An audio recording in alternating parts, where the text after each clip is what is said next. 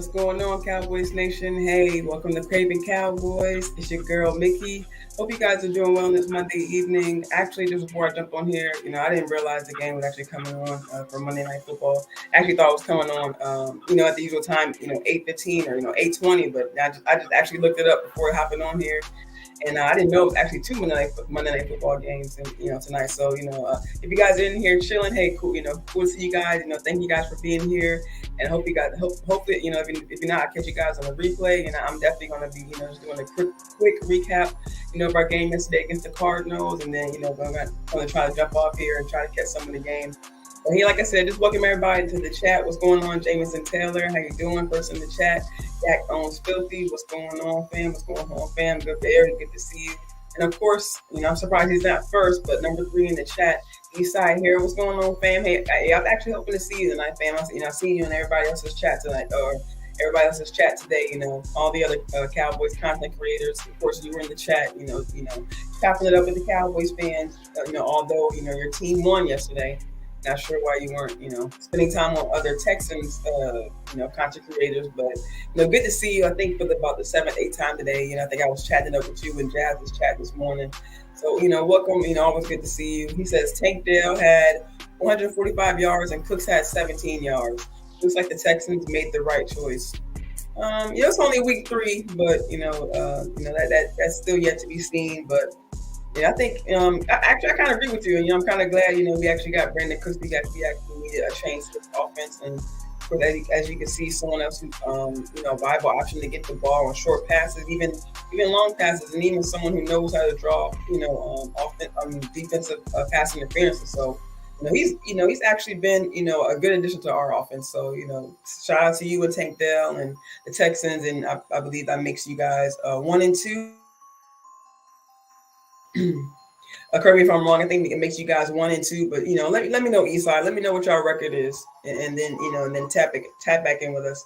Like I said, what's up, Jameson? JC Cowboys Network. What's up? How you doing? Hey, good to see you, fam. I saw you was live just before I hopped on here too, man.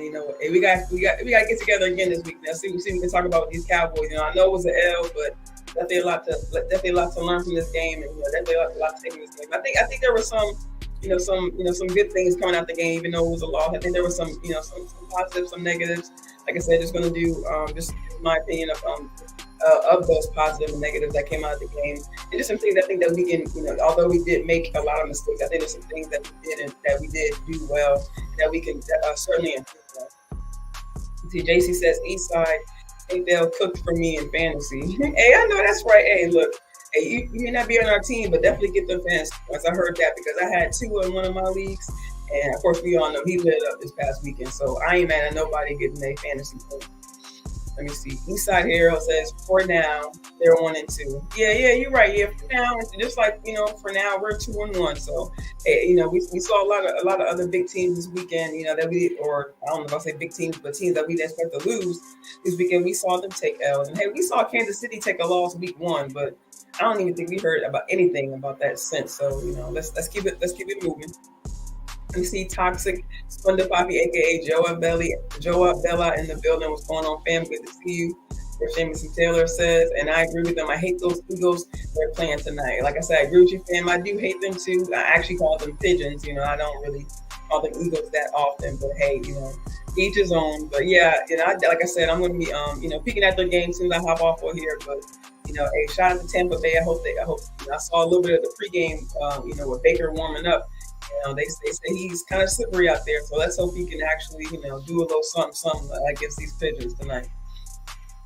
ACS says, dude went crazy. Yeah, man. I don't know if you thought, well, yeah, anyway, yeah, they definitely both went crazy this weekend. And 70 points, for offense. We all knew going into this, kind of going into the season, seeing who they picked up, the moves they made in the offseason, just, what their offense might have looked like. And of course, leading up to this week, we saw them putting up mad points, in week 1 and week 2 against the Patriots. And I forget who they played week 1. But just to see them put up 70 points, that's just that's crazy. I was thinking, they were going to put up college numbers in that game, but by halftime, because they were already, I think, past 30 points at least. But I didn't really think it was really going to be 70 points. That is just wild. So I think I hit up my girl Star on Twitter, like, week. I don't know. I don't know what week it is, but I just know it's Christmas Eve when we play Miami. I told her like that week is going to be very interesting. But of course, that was before we took that loss yesterday. So, but I mean, it's still going to be interesting. I still believe in this team. I still think we definitely still have the firepower to be able to go toe to toe with Miami. But it's definitely going to be interesting now, and it was going to be interesting in my opinion anyway. You see, Jamison asks Joey, does he hate the Eagles? And I think he might agree with you on that one too, Jameson. I think we all have just a little bit of distaste for the Eagles. You know what I'm saying? But anyway, like I said, let me just go ahead and jump in, just do my quick recap. Like I said, the game lost we took yesterday. Like I said, no one really expected us to take that loss. Like, it was kind of wild for the team to come out and play the way they did, especially the defense.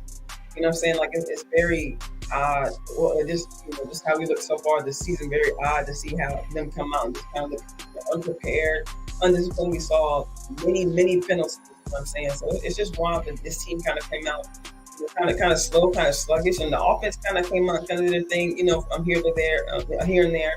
They did have penalties of their own, the false starts, the holdings definitely held us back in a big way. But it's like I said, I did see some positives in this game that we could take. Like the run game was definitely efficient with Tony Pollard.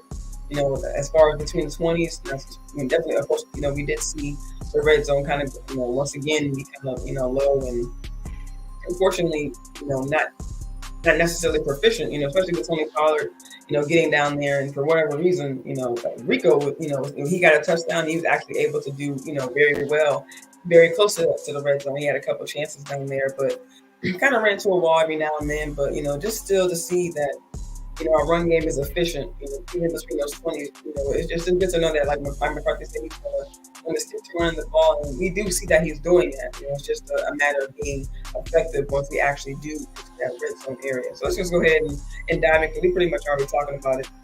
But just some of my positives from the game, like I mentioned. Let me see. Before I get too deep into it, just make sure you guys hit the like button, hit that share button, the subscribe button, just let everybody either know I'm live, so that way when after the game goes off, they can catch the replay. Like I said, just some of my positives from the game. Of course, Michael Gallup. We were just talking about that last week, and I know a lot of people talking about this week, just with his low number of targets through the first couple of weeks, and his snap count definitely went up. They said this when they asked him first in the press conference, they said that his snap count actually doubled, but we just didn't see him have too many targets. I think he had maybe a max of 3 targets, I think, within the first 2 weeks. So just seeing his see his targets go up, that was definitely significant to me. And to see that he really only missed 1 target. So to see that he actually, able to be efficient. I wouldn't necessarily say he created a lot of separation, but when he did get the ball, he was physical. He was able to get, away from some, break some tackles, and able to, like I said, be physical and kind of fight through, for some of the first down conversions that were, especially at the time, very important, for a progression of our team. And like I said, like he has here for 6 for 7 for 92 yards. There were just so many questions surrounding him, whether he was going to able to come back from this injury, and just how he looks. Like, of course, he, for the first thing for him, it was mental. First thing for him was coming back from the injury period, and then of course it was mental for him. Whether he could actually, work through the injury, and whether he could, actually, break through tackles. I'm saying, run. We saw him kind of having some kind of trouble with slants in the previous weeks, because maybe he wasn't too sure about that knee, but just him taking those snaps, kind of getting his feet underneath them, kind of used to the speed of the game. They didn't really have a preseason, so the first 2 games were just him kind of, really all the starters getting their feet underneath him. So just knowing that he's, now being able to contribute to the team, he's getting his targets up, he's getting, his catches, like I said, breaking those tackles, and letting him know, letting Dak know, letting the team know that he's available, to really bring some change to the team.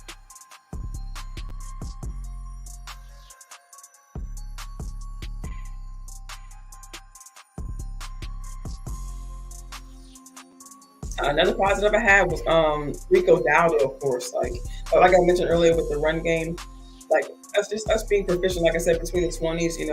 Let me bring up these numbers really quick.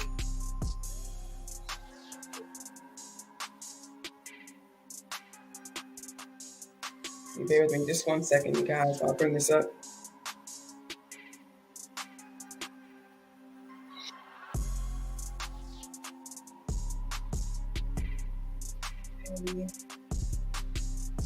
All right, perfect. So I just brought up the numbers, like I said, just to get a quick view of the box score of the game and just how efficient our run game was. Like as you see here, like Tony Pollard had 23 carries for 122 yards. And just having over 100-yard games for the past couple of weeks. I think for the past 3 weeks. I think the first week, I don't know if he reached 100 yards, but definitely for the past 2 weeks, he's had over 100 yards.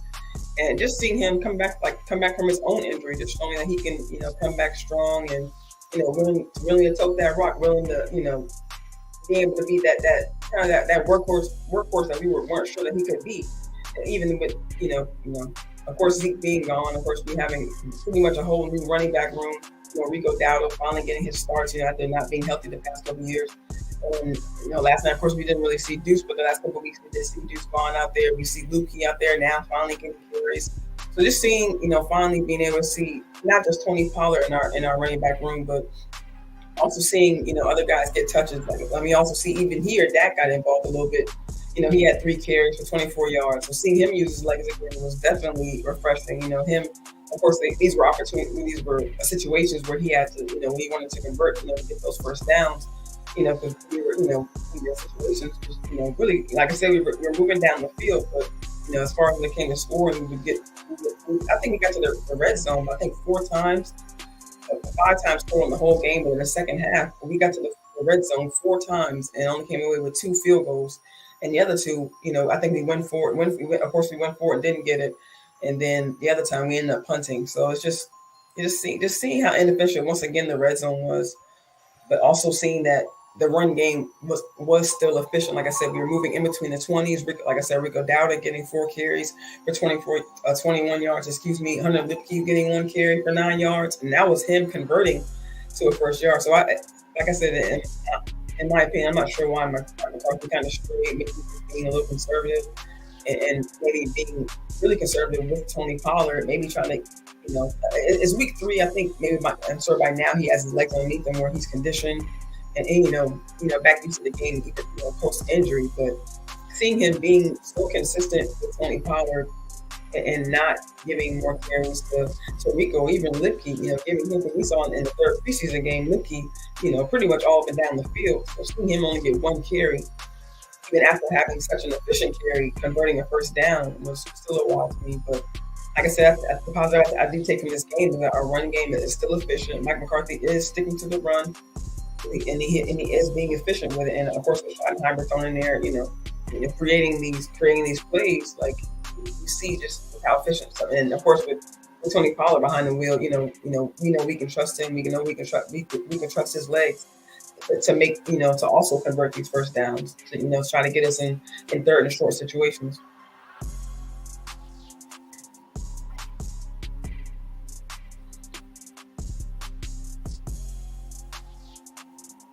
All right, so moving on to Ferguson.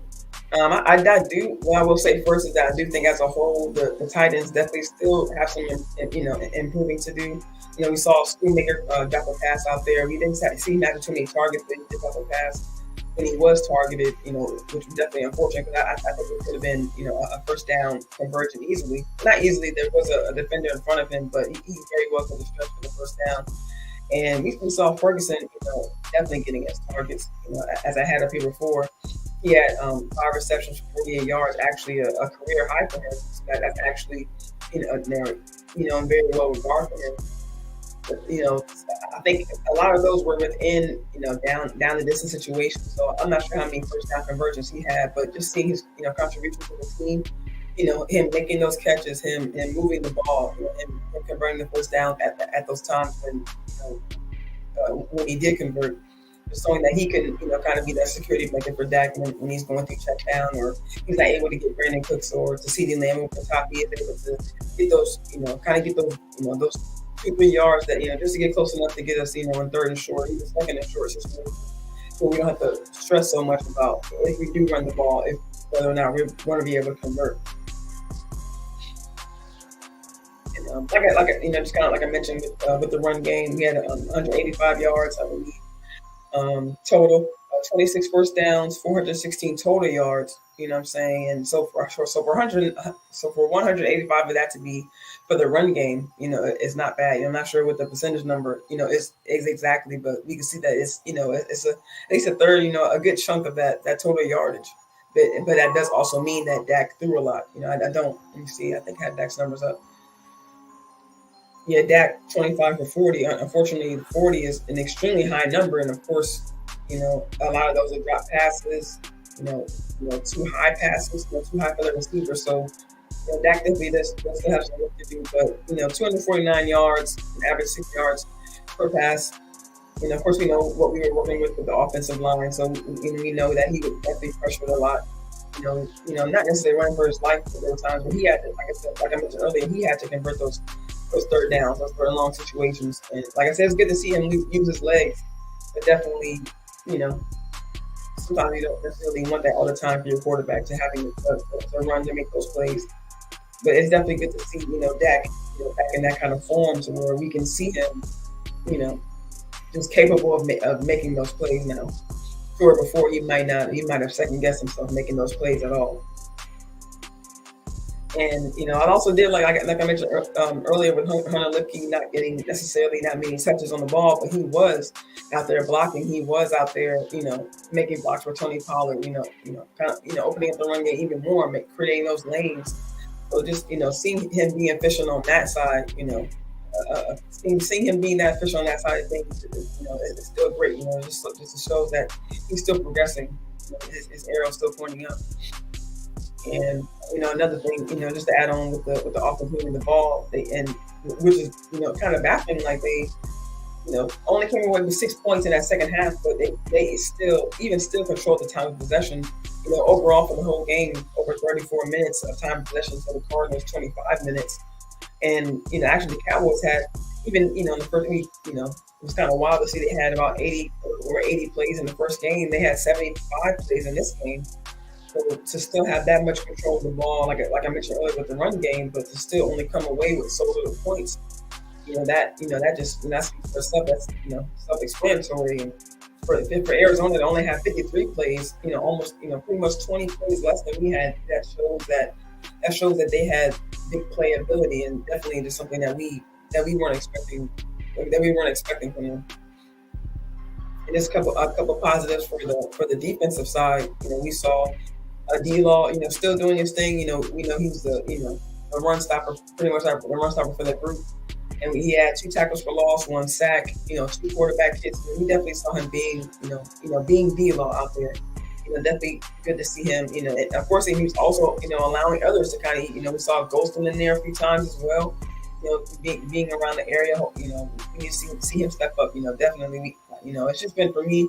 I know the defense, didn't really play well, but just a few guys I want to see kind of pop a little bit more. Sam Williams, he's been kind of quiet. Dante Fowler, we saw him miss a big tackle out there yesterday. So just some of these guys, kind of a little bit low on the radar. We do see Osa, doing this thing out there, of course. We saw the return of Donna Wilson yesterday, and we saw the return of J. Lou last week. But he's definitely still kind of in that ramp up stage. And we saw him making some plays out there. He had a tackle for loss. Dono actually, he kind of missed that first tackle with Joshua Dobbs. He was able to kind of run the sideline a little bit, but we did see later in the game Dono Wilson have a tackle for loss as well. So just seeing them get their feet underneath them, and even Donald's first game back, still being efficient for the team. That shows that he could just be an extra component like right away. Once we saw him a little bit in the first quarter, and I think he came back a little bit in for the third quarter. So of course, he's only just going to get those minimal snaps right now, just kind of get him back used to the game. It was kind of weird I think I saw a tweet earlier before I hopped on here saying that Marquise Bell only had 9 snaps on defense, and Wanya Thomas didn't have many. We saw him in there. Of course, you saw him get that penalty for offsides. Excuse me, on the extra point, I believe it was, or the field goal, something like that, which I think ended up causing a first down. But we didn't see him getting snaps on defense, so it was definitely odd. And they, they're saying that it speaks to, that effect on the run game, how we weren't, wasn't that efficient. we weren't as efficient stopping the run game yesterday. They were too off the field, so that that definitely speaks to their their contribution to the group and how they might how they might have to kind of change up the plan a little bit, trying to decide who's going to get on the field.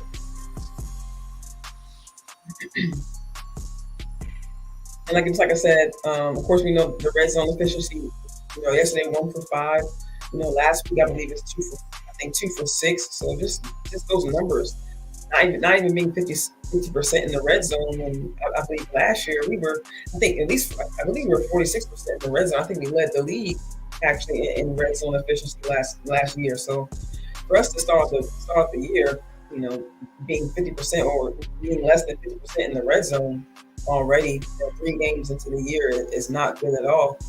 Kind of for me, it just kind of makes me question. Not even, I mean, in the process of the game, I will admit I was questioning Mike McCarthy and why he was making these play calls in the red zone. Why he just felt the need to continuously go to Tony Pollard with the ball when you see Rico, getting these big gains, even if whether you're passing to him or he's taking a handoff.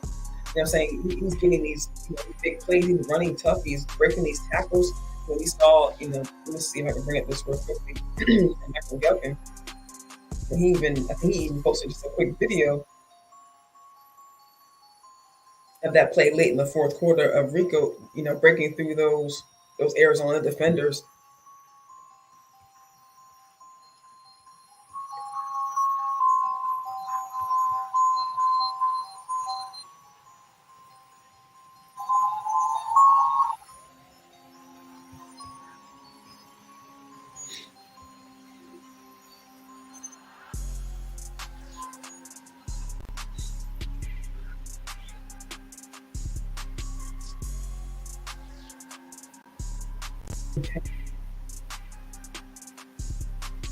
Yeah, so we see the screen about to develop. We see Dak make the pass, and Rico just using his legs, using his instinct to kind of turn back around. And eventually, I think he falls just short of the first down. I think end up being a 3rd and 1. For him, that's a game changing play right there. Just his instincts, and I think we missed that. I just think if we just give him a chance at the red zone line, or even when he get inside the 10, inside the 5, like for me, either Rico or even getting Hunter Lipke in there. We saw him have I believe he had a red zone touchdown in the 3rd preseason game. Now, granted, of course, it was preseason. There's different guys out there out front, but I mean, like we see with the young guys with our offensive line, we see with Jalen Tolbert, sometimes these guys just need, sometimes they just be thrown in there. These guys need these snaps.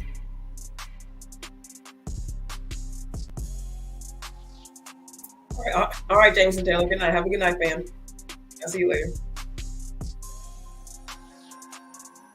And like I said, yeah, just Rico using his instincts to be able to get past those players. Of course, that's not going to happen on every play, but I think if we just give him, chances inside the 20, I think we might see something different. They said that, I think I saw tweeted out earlier per Michael Gelkin that they were going to focus. They were going to focus on red zone this week in practice. So I'm hoping that that's something that they that's something I know something they focused on in camp. When I was out there for the week. And of course, through the reports that we've seen that they were having red zone plays ran. They were going to Brandon Cooks. They were going to Turpin.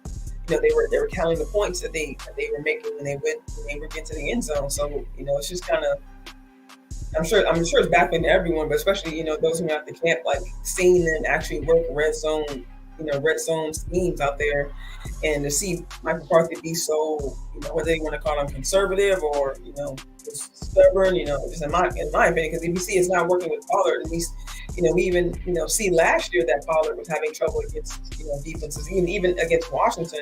And at times he had trouble against the Giants, breaking past the wall for end zone touchdowns. Of course, that's why we went to Zeke. Of course, and that's why we see a narrative. A lot of people talking about we missed Zeke, but I think if we give Rico, let's just see what we have in Rico before we start talking about that we're missing Zeke. And Zeke doesn't even have a score this year. Zeke doesn't have a touchdown in 2023. So I understand about needing or not necessarily, some people may be missing that, but I think we're just missing the opportunity of not, handing the ball off to Rico or even Lipke or even Deuce. We saw him have a red zone touchdown in the preseason, but we're not seeing a touchdown from. I mean, we've seen touchdown from Pollard in the red zone, but seeing it now working that game, I think we just need to give the rest of our running back a chance. If we're not working with one particular running back, especially when you get into the red zone 4 times in the second half, five times total. Like I said, we're able to move the ball, and that's really the positive I take from this. That we're able to move the ball, we're able to get to the red zone because it's a completely different matter when you're not able to get to the red zone. Period. So if you're able to get there, it's definitely important to be able to get there and score. And of course, we saw that us not being able to stop the run. And with the Cardinals, of course, they have a mobile quarterback. They have James Conner. Rondale Moore was making plays on us, from the backfield. So, just 180 yards in the first half, alone is crazy. 222 total yards. 7.4 yards per attempt, per run attempt, 7 yards. So that's them converting. And I think they only had 20 first downs, but that's potentially them converting every other play, to a first down when they weren't. But we do see they had significantly less plays than us. But we see what they did with those 53 plays that they did have in the game. And of course, another negative, 2 sacks, 4 quarterback hits, on Dak Prescott. So we saw, but of course we had tuned out with the offensive line woes. Of course, we're missing our 3 starters. I think they did it on purpose, of course, but they kept making it a point, to show Tyron on the sideline, every time either, Dak got, either sacked or, took a hit or, seemed to be flushed out the pocket. And of course, it just kind of stings, but, we don't know what's going on. We don't know. I mean, we know that they said he had an ankle injury, but we're not sure, Of course, we heard through Mike McCarthy's press conference that he found out, about these injuries, that Saturday night going into Sunday. So, it's just a wonder what they were thinking, going into the game. So hopefully we'll get an explanation maybe for after the third of the week. Or I saw earlier that Mike McCarthy said that they weren't going to get any kind of confirmation on these 3 guys until Wednesday. Of course, we're going to practice and things like that. So we're just going to have to wait and see if these guys can come back, of course, for week 4 against the Patriots. Of course, just the big thing, one big thing from that game, the penalty, that's definitely something we don't want to see. And especially that's really what, and just kind of a last thing here. Honestly, that's one thing I thought we probably could have used against the Cardinals, because coming into this game, they were a penalty heavy team. I think last week they had 9 penalties, and the week before that, I think against Washington they had 7 penalties. So I thought that was going to be our advantage, them having penalties and us being able to gain, because I think they gained 4 first downs off of our penalties, and we gained 3 first downs off of their penalties. So not necessarily they offset. We do see that we gave them an extra one, if you will. But I thought that was going to be actually their Achilles heel. But for us to come in and us ourselves have 13 penalties, it's just, just kind of not just, I wouldn't say it's funny, but it's just kind of like, we had this problem last year. Us coming in, us undisciplined, us coming in sloppy, and we did, as I mentioned here, those penalties, we had those 10 penalties in the first half. So in the second half, we only had 3 penalties. So I'm sure they talk about in the locker room. That's a good thing for us. I think we did that in the playoff game when we came out penalty heavy, and we were actually able to draw them, kind of draw them back in the second half. So it was good to see that adjustment, but just overall to see that many penalties, and especially false starts, holding, especially on Turpin's big kick, his big kick return. But we haven't seen him make a kick return since last year, so it's kind of see that taken back. Essentially a 61-yard penalty is just such a gut punch, especially at time in the game when we're trying to come back. I think it was going to be on a Cardinals 23-yard line. So just to see that taken all the way back to the 10, it's just, it just sucks the air out of the whole game. You know what I'm saying? Just kind of the confidence of the team, I'm sure, at the time. But I'm sure, hopefully some of these things they can bounce back from. Especially, of course, that big, as I have mentioned here, the big penalty at the end with Gallup, them picking up the flag and saying that it wasn't pass interference. There's things like that. Of course, there were people going over it saying, now saying that the guy didn't turn his head around, he didn't play the ball. That's pass interference. That's pass interference all day. And even earlier in the game, like I mentioned earlier with the holding on the kick return, I mean, that being called, it just kind of messes up the chemistry with the game. You know what I'm saying? So, like, even though we did go down in penalties in the second half, some of these questionable calls by the refs, kind of cost us too in the second half. So it just, we can never, we can't. It's not about the refs, it's not blaming them, but it's just, it's on us. It's us having this many, just penalties. Number one, slow down the game. They slow down momentum. Especially if we have the ball and we're getting false starts. Like, I think it was Terrence Steele had 2 of them last night. That's definitely something that he has to work on. I'm saying I know he's coming back, but I don't think penalties weren't a huge thing with him. But every now and then he does. Every now and then he will get those plays where he has penalties. So I don't know if he was jumping on that side or like and there was just been of course it doesn't mean penalties. This is many penalties on the defense. Them having back-to-back offsides before the second half. Just before the first half was over. You know what I'm saying? It's just kind of like it kind of makes you think like, what are you guys doing out there? It's just kind of just like, how are you at? I know that Parsons mentioned that they were antsy out there. They want to make a play. No, I understand because I kind of saw that on the other side when we were playing the Giants. They I thought they were they were the antsy one. They were the one trying to play off the line. So kind of seeing us in that situation, just kind of course it's frustrating. It's when you're already in a situation where you're behind, you don't want penalties to add even more insult to injury. You know what I mean? So, like I said, those are just some of the negatives I saw from the game. And like I said, I think these are, like I said, even though these are negatives, they're definitely things we can learn from. These aren't huge. Because we know we lost things over just the weekend. Things like that. Of course, I think not necessarily that. I would say Gilmore. I wouldn't say he's being targeted because even Gilmore, he had 50% of his passes caught on him, and Bland had 100% of his targets caught on him. Excuse me, not passes, but targets caught on him. So I don't want to say neither one were targeted. Just maybe it being Bland's first game being back outside, or maybe Gilmore felt the pressure of it being all on him maybe for that game, or maybe he had to do some adjustments. But to see our quarterbacks kind of spun around out there, by Rondale Moore, or Hollywood Brown, especially beyond Gilmore, and him having a touchdown card on him, just kind of like, it kind of made me, kind of just, for me, just me personally, kind of made me kind of think like maybe, these guys just all around just maybe kind of came in unprepared, because we have seen, we did see play out there from Gilmore and having pass breakups, and, like I said, the defense did have some good plays out there, but just overall, just coming out kind of slow, kind of sloppy, it definitely wasn't a good, like I said, good look for the team. That was just, like I said, just a quick recap of the game. I don't know if the 22 has come out yet, but there's the Eagles. I'm trying to hop up in here and see if I can get a quick look at that and see how they're playing. Like I said, before we get out of here, make sure you guys hit the like button, hit the share button, hit the subscribe button.